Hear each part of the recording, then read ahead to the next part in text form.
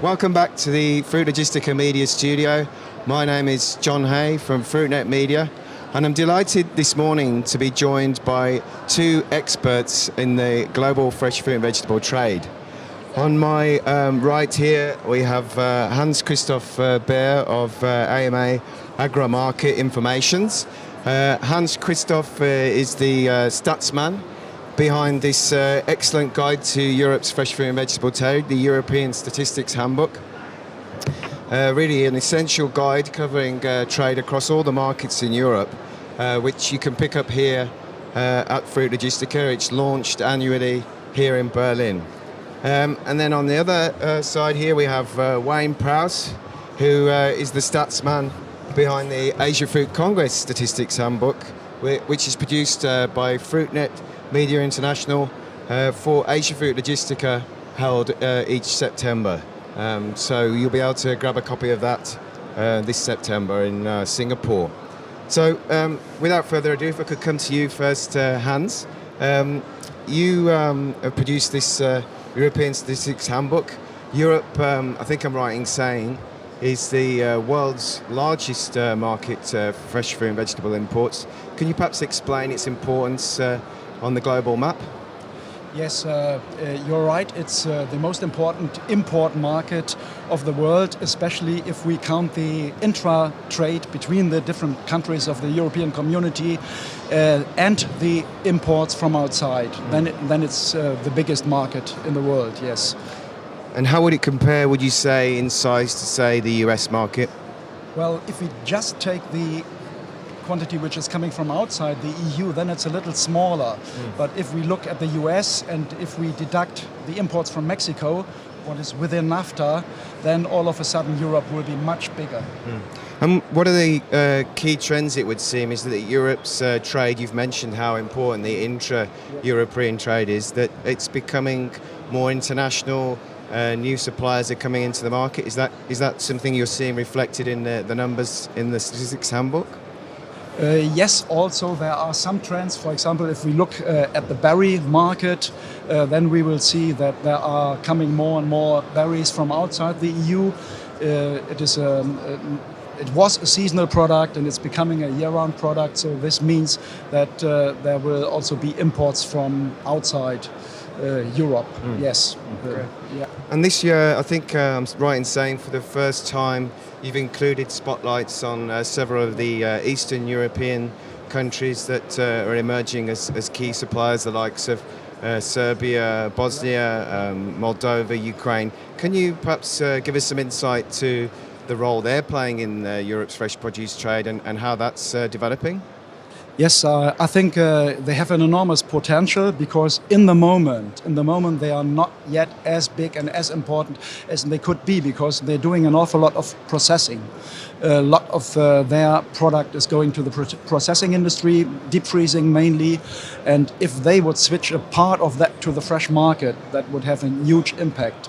And there are, of course, some opportunities to do that. Great, that's one trend to watch. And as an Englishman, I don't really want to talk about Brexit, but I really do need to ask what impact you see this having on Europe's fresh produce trade moving forward.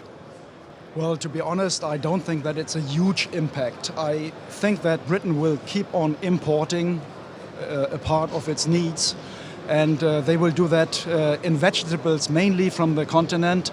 In fruit, it's a little more diversified, but again, also there, a big part will come from continental Europe. Yeah, so there will be ways that this continues. I don't think that they are starting to just rely on apples. That's good to hear. And just in terms of any other big trends shaping the fresh produce trade in Europe that you'll see reflected in the numbers, would you say the buy local movement, or the growth of covered cropping is leading to import replacement in any way, or? Actually, I don't think that it's leading to import replacement because consumers are a little bit hybrid. They want and do demand local produced fruits and vegetables, and they buy them. But in other cases, they buy more tropical fruit, they buy more imported berries. So we have both. Yes. And if it comes to protected crop, yes, it's an issue. But I think it's mainly a quality issue. A quality issue during our production time. It's not meant as much to prolong the season as to improve the quality. Now, Wayne, if I could switch over to Asia, and the market over there has obviously been the big boom market for the global fresh produce trade over recent, decades. But in terms of the numbers, it's a much smaller market, isn't it, in terms of its imports compared with Europe currently? I think that depends on how you look at a smaller market. You have got China, which is the largest producer of fresh produce in the world, and nearly 50% almost of the is grown there. The big change that we've seen has been since China joined the WTO in 2001, opened up its borders, and we've seen a bigger increase of fruit, not so much vegetables, hardly any vegetables actually, but going into China. Yeah. Looking at Asia overall, don't forget that China and North Asia, lying north of the tropics, the Southeast Asia are producing a lot of tropical fruit. So what we're seeing is a lot more tropical fruit moving from Thailand and Vietnam north into China. China is now exporting over 1 million tonnes of apples, for example, and other temperate fruits to Southeast Asia. And not a great lot goes too far away from the region. And that intra-Asia trade would account for the vast majority of Asia's imports? Yes, Yeah. it would account for around about 80% of the total trade.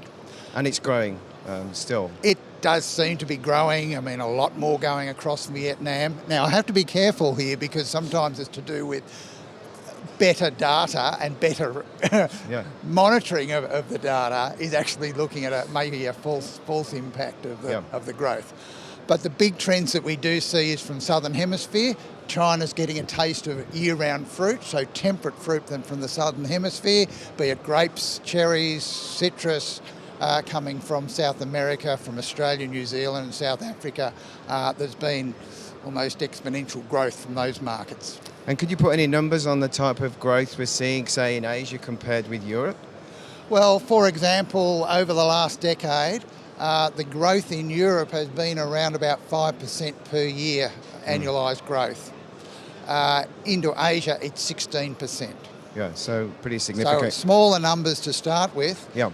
But growing faster. And China's, of course, the key driver by in terms of what you're saying for the growth of the import trade into Asia.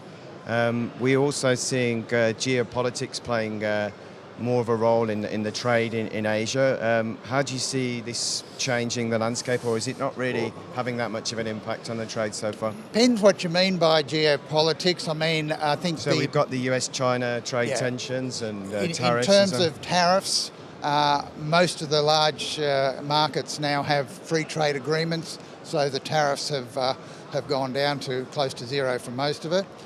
A lot of the markets, though, if you go away from tariffs, non-tariff barriers, the market access is more difficult, and there's lots of games being played in terms of suddenly they'll recognise a new disease and the market will get closed. And a lot of the countries exporting there are dealing with all those issues all the time.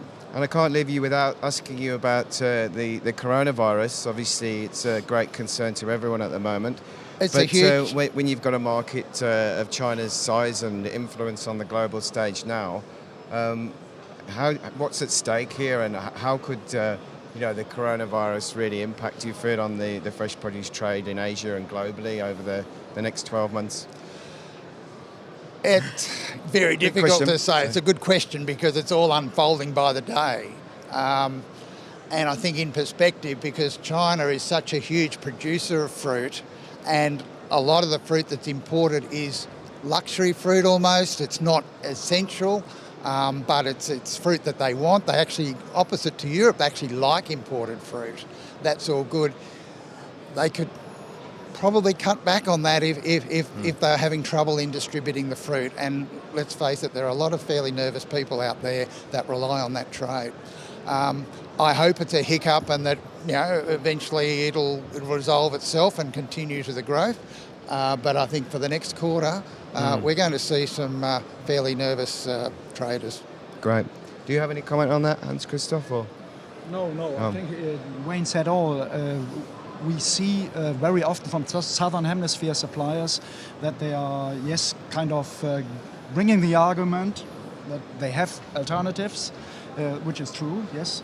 Asian markets are an alternative, but whenever Europe needs fruit, we had a small crop in 1819, for example, then we see that the Southern Hemisphere suppliers are back. It's not that they don't love us. It's simply that they go where the money is paid, which is in Asia, low level. It's a common law of statistics, low level, high growth. Yes, definitely. However, I would say that if there's a hiccup in that area, Southeast Asia can't take the volume that China does, and we'll probably see more fruit being pushed into North American and European markets if they slow. Yeah, great.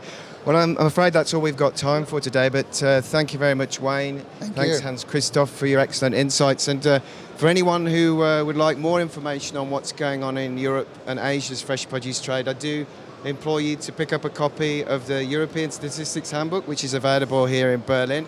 And then in Singapore in September, you can grab the 2020 edition of the Asia Fruit Congress Statistics Handbook. Thank you.